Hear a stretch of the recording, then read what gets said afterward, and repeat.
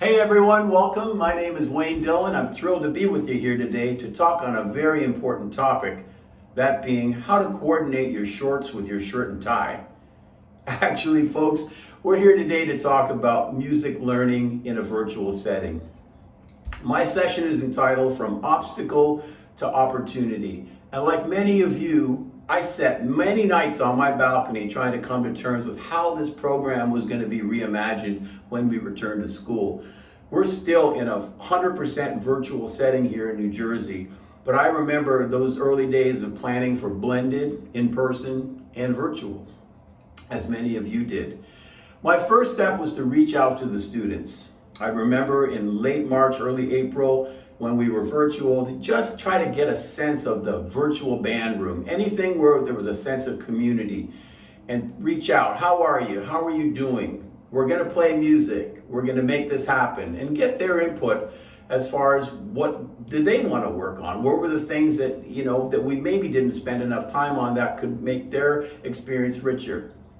The second thing I did was I started to reach out to the professional community. I spoke to my colleagues at colleges, the college band directors, musicians from New York and Philadelphia and New Jersey, and tried to get them on board to come in to be part of our program.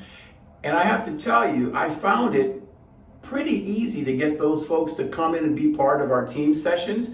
They came into our meetings. I had composers talk about their process in writing the music and their motivation. I had musicians give master classes and private lessons in breakout rooms, and what a great experience for the kids. And they get to answer questions of the various artists and guests that were there, and they really enjoyed that.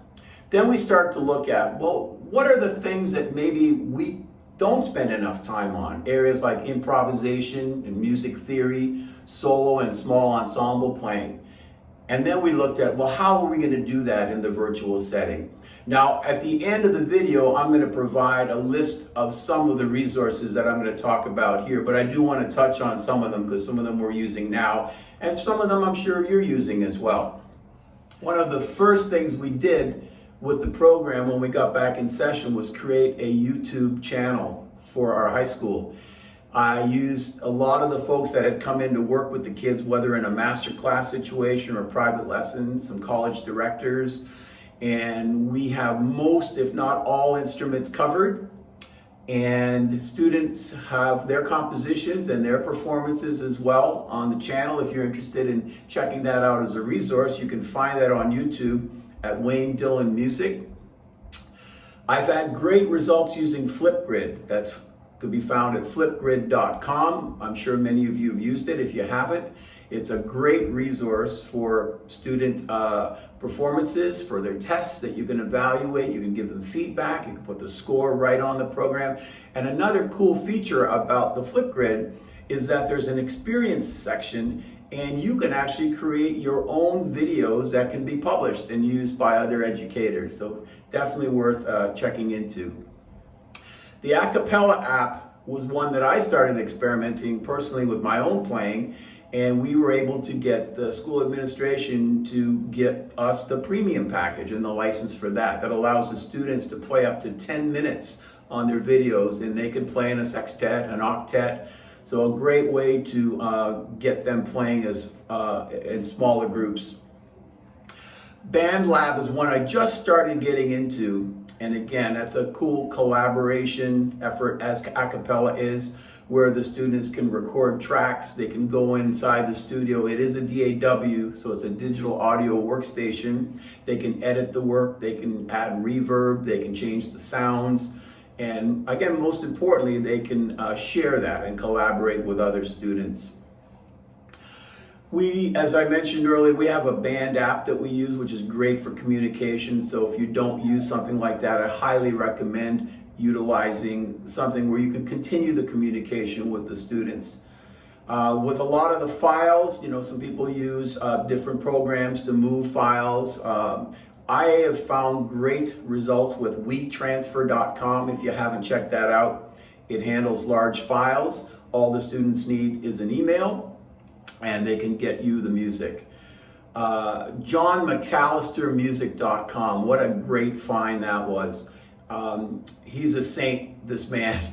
He has a site with all free resources, including chorales, warm-ups, music, arrangements that he did. He has a whole Christmas holiday session that he just put together. So that's a terrific place to go and find some free resources for the kids and just get a link to his site, and then they have access to the music and get it onto their programs. Another free site is edwardpetersonmusic.com. If you're teaching jazz, what better than to get some free jazz arrangements? So a terrific resource there. Many of you have used freescores.com, a great opportunity to get some scores and some music into the kids' hands. As I mentioned, with the theory component, many of us use musictheory.net. If you haven't checked that out, that's a great online resource that the kids can utilize. As a musician, I've often used Noteflight. That's at noteflight.com, and that's a great way to get music for a gig or whatever you're working on your device, your iPad, your phone. So that would be highly recommended. The Sight Reading Factory is a paid site, but terrific if you'd like to get into sight reading a little bit more with your students.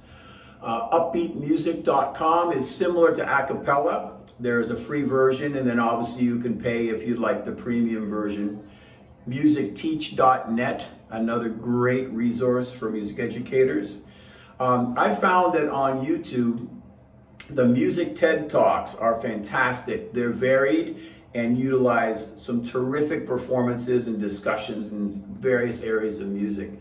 And then on Facebook, there are groups, many groups. The one I'm a member of is the Music Educators Create Online Learning site. And that's been great. And there's some amazing discussions. People ask questions and people get back with answers, and just a terrific place to go and collaborate and find out a little bit more about this experience that we're all in together. Obviously, if you use Finale and Sibelius, those are great things to get the kids involved with. I know my colleague, he writes the marching band show, and he's been working with certain kids, showing them how to utilize that software. Jazz Kazam, some of my musical friends, jazzkazam.com, is one where we can record and be able to play in time. Unlike Acapella, where you record your part, send it to your neighbor, Jazz Kazam, with the right kind of equipment, allows you to be playing at the same time and record. For editing, I've used Filmora. It's a great site. Lightworks, Shotcut, and obviously most people have iMovie on their phone. In fact, this video that I'm making right now will be edited using iMovie, and that's a great resource. For some of my professional friends that are working on some fantastic video editing, they're using programs like Logic Pro X for their audio editing and Final Cut Pro X for their video editing. I was witness to a couple of bands from California recently that utilized both those programs and came up with highly creative virtual situations for the students. The one in particular, I remember, they were in their empty auditorium and created a blue screen and had this terrific visual representation of their marching band. Just outstanding efforts, as well as they edited their work for a concert band and jazz ensembles as well.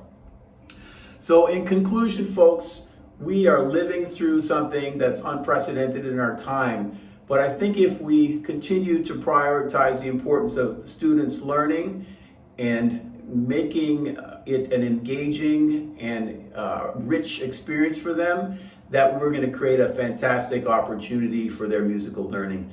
Thanks for listening, and I wish you all the best of luck with your year.